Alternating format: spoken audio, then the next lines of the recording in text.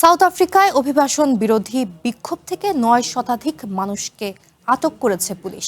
দেশটির deputy national police কমিশনারের দাবি, সহিংসতা, লুটপাটে জড়িত এবং অবৈধ অভিবাসীদের আটক করা হয়েছে। জোহানেসবার্গের হিলব্রো এলাকায় পরিস্থিতি নিয়ন্ত্রণে সেনাবাহিনীকে মাঠে নামতে হয়। সাউথ আফ্রিকায় অভিবাসন বিরোধী বিক্ষোভ থেকে ৯ শতাধিক আন্দোলনকারীকে গ্রেপ্তার করেছে পুলিশ। দেশের বিভিন্ন স্থানে অনুষ্ঠিত এই বিক্ষোভ অনেকাংশে শান্তিপূর্ণ হলেও কোথাও কোথাও সহিংসতা ও লুটপাটও হয়েছে। দেশটির ডেপুটি ন্যাশনাল পুলিশ কমিশনার তাপেলো মোসেকিলি বলেন, মঙ্গলবার ১২০টি সমাবেশের মধ্যে ১০৮টি শান্তিপূর্ণ ছিল।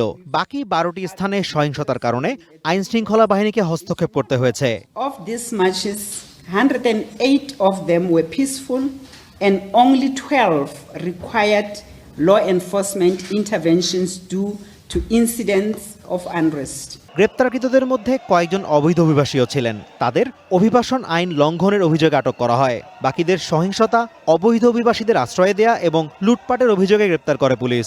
Some were arrested for public violence, some for harboring illegal immigrants in terms of Immigration Act. মোসেকিলি বলেন, লুটপাট ও অপরাধমূলক ঘটনা ঠেকাতে দেশের ৯টি প্রদেশের মধ্যে ৫টিতে অতিরিক্ত পুলিশ মোতায়েন করা হয়েছে। পুলিশকে সহায়তায় জোহানেসবার্গের হিলব্রো এলাকায় মাঠে নামে সেনা সদস্যরা।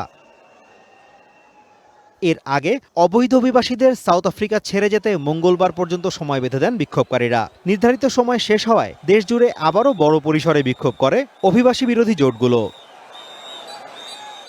Azimur Rashid Kanak, one international desk.